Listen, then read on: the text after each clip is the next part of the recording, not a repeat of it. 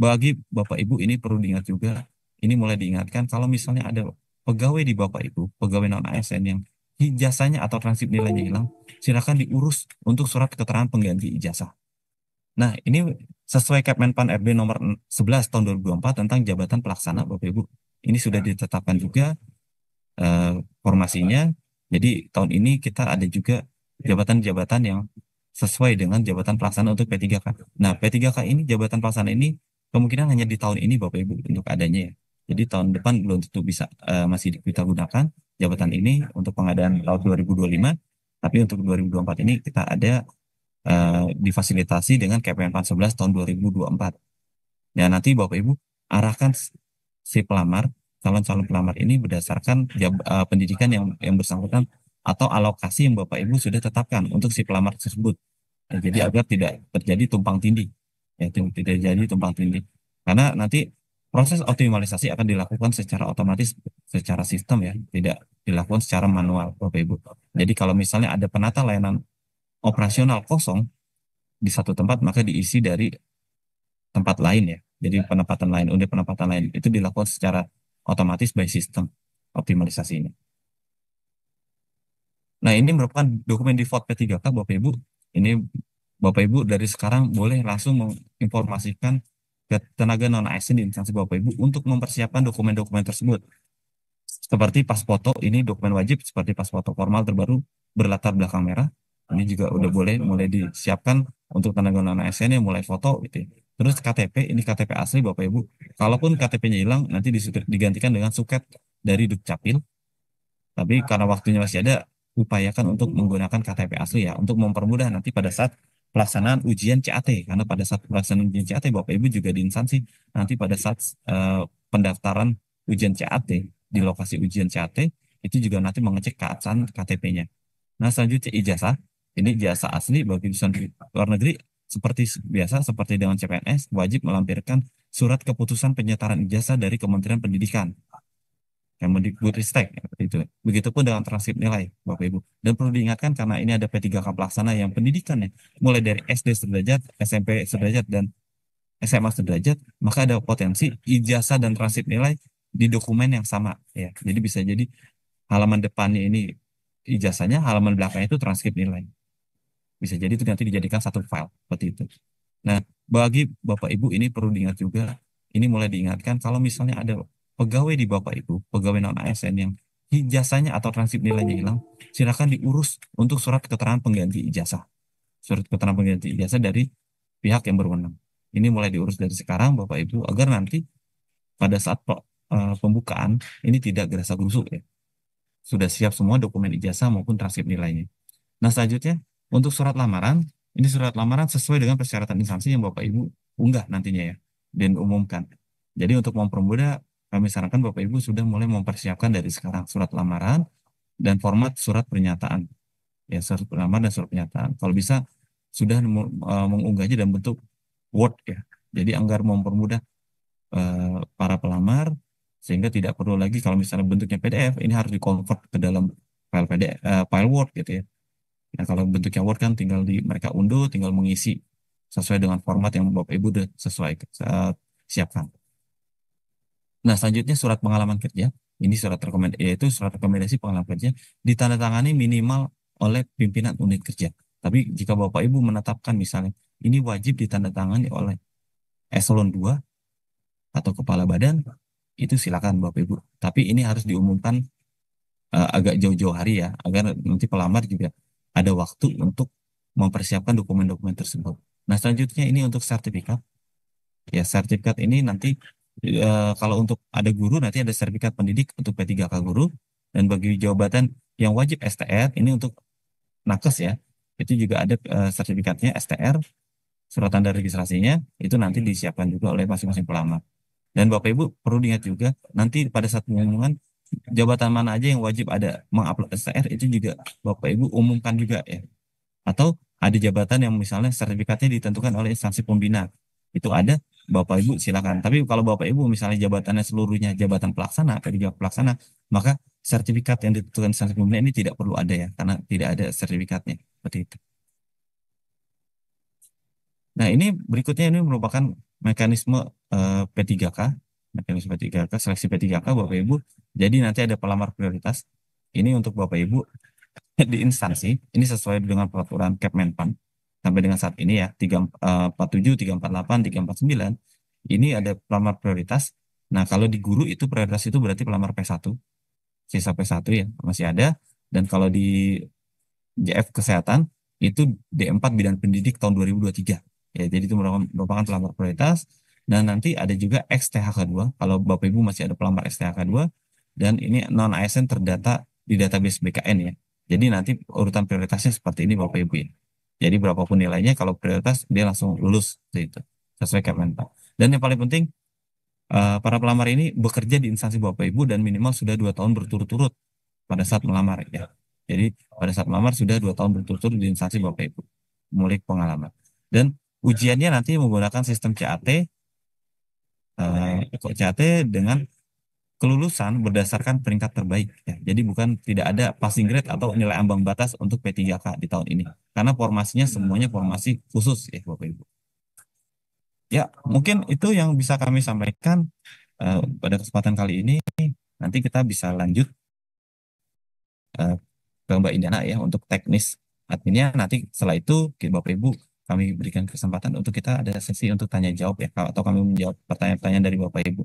Mungkin nanti Mas Rahman dari host juga nanti akan mengirimkan link pertanyaan, link di mana Bapak Ibu bisa menyampaikan pertanyaan ke kami. Juga di sana nanti akan, jadi nggak semua pelamar pilihannya muncul gitu, hanya pelamar yang eligible saja, U23, SMA misalnya melamarnya. Terus selain itu untuk CPNS tahun anggaran 2023 oleh peserta seleksi. Nah, sebetulnya tidak akan dulu muncul jika pengecekan, gitu kan? Kalau sanggahnya itu pengumuman bisa dipertimbangkan untuk menjadi P3K paruh waktu. Dengan Ibu Vera dari PKPSDM Asahan. Ya, terima kasih buat kesempatannya Pak. Sudah kedengaran? Sudah terdengar Ibu. Selamat pagi Mbak Indana. Terima kasih buat kesempatan kepada kami ya. Yang mau saya tanyakan ada 3 poin nih. Yang pertama tadi terkait usia ya. Tadi Mbak Indana menyampaikan bahwa usia itu defaultnya dari aplikasi itu 20 sampai 57. Nah, yang mau kami tanyakan itu bagaimana dengan guru yang usianya sampai 60 tahun gitu? Apakah defaultnya memang harus 20 sampai 57? Itu yang pertama. Yang kedua, seperti paparan yang tadi disampaikan oleh Mas Anggi, bahwasannya buat P3K yang belum terakomodir pada rekrutmen tahun ini itu bisa dipertimbangkan untuk menjadi P3K paruh waktu.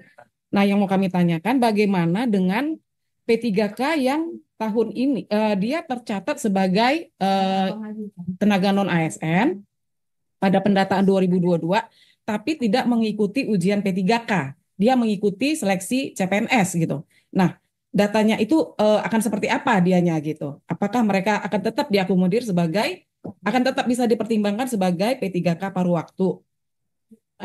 Yang ketiga, tentang tenaga pendidik tendik ya yang di sekolah itu mereka itu sekarang sudah tercatat sebagai guru di Dapodik. Sebagai guru. Nah, tapi mereka belum punya ijazah S1. Sekarang lagi proses kuliah S1 gitu. Nah, bagaimana perlakuannya tentang ini gitu? Yang terakhir tentang optimalisasi, ada nggak surat dari BKN gitu ya ke kita? Karena ini kejadian tahun semalam buat tenaga kesehatan yang terdampak optimalisasi, ternyata direktur RSUD-nya keberatan ketika banyak tenaga non-ASN-nya yang akhirnya terdampak optimalisasi keluar ke puskesmas gitu. Nah, mereka nggak terima, mereka macak-macak ke kita gitu. Kita sudah berusaha sampaikan bahwasannya itu memang dari sisi 3 tanda anak Anda memiliki kemampuan pemrograman. Pertama, anak terus-menerus main games, misalnya Roblox atau Minecraft, Artinya, dia sudah menjadi bagian dari dunia teknologi dan minat ini bisa dikembangkan. Wah, anak tertarik pada matematika dan tahu cara berpikir logis. Nah, ini adalah kualitas program masa depan loh. Ketiga, anak Anda dapat melakukan satu hal untuk waktu yang lama. Jika Anda telah menandai setidaknya satu item untuk anak Anda, TM kami, dan kami akan mendaftarkan anak Anda untuk pelajaran uji coba gratis di Sekolah Pemrograman Algorithmics.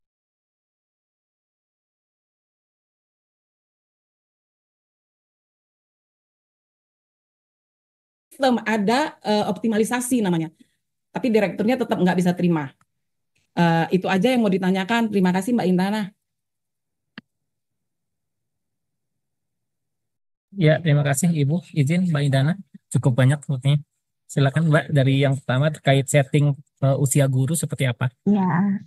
Ya tadi kita sih samain aja ya Bu semuanya sebetulnya karena BUP-nya rata-rata 58 gitu. Cuman kalau yang guru mau dijadikan 59 itu boleh diupdate aja di aplikasi. Tadi ya lewat pengaturan parameter dulu. Nanti untuk di nanti atau kami sesuaikan deh untuk yang P3K guru ya. Sampai 59 berarti kan. Biar defaultnya menyesuaikan BUP guru. Tapi kalaupun mau diubah nanti bisa diubah sendiri. Terus yang kedua untuk P3K paruh waktu, ini Mas Anggi saya belum tahu ya kelanjutannya seperti apa, karena kalau nggak salah masih dibahas untuk peraturannya untuk P3K paruh waktu ini. Jadi tadi pertanyaannya kan kalau misalnya ada non-ASN yang lebih memilih daftar CPNS, apakah bisa ya dipertimbangkan untuk menjadi P3K paruh waktu atau tidak? Mas Anggi masih bergabung kah? Ya, nah ini terkait paruh waktu ya, ini bahasan yang kita kemarin kan masih bahas ya, ini dalam artian gini Bu, memang aturannya belum ada ya, aturan belum ada resminya. Jadi kami juga dengan teman-teman depan RB juga masih membahas ini mekanismenya seperti apa terkait P3K paruh waktu ya, P3K paruh waktu.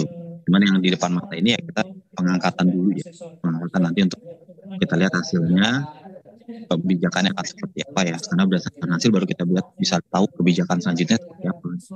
Nah ini kita melihat apakah ini sudah optimal, maksimal, kan kita tujuannya semaksimal mungkin ya Bapak Ibu untuk menyelesaikan tenaga non ASN di tahun 2024 ini seperti itu. Jadi untuk P3K paruh waktu kita tunggu Bapak Ibu kebijakan selanjutnya nanti dari pemerintah seperti apa untuk kebijakan P3K paruh waktu.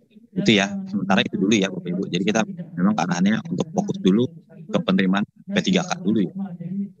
Jadi memang kemarin harapannya semuanya ini bisa terangkat ya. Tapi balik lagi ini kan P3K paruh waktu juga tadi kita masih mempertimbangkan nanti kemampuan anggaran dari daerah juga seperti apa. Itu. Mungkin itu izin Ibu.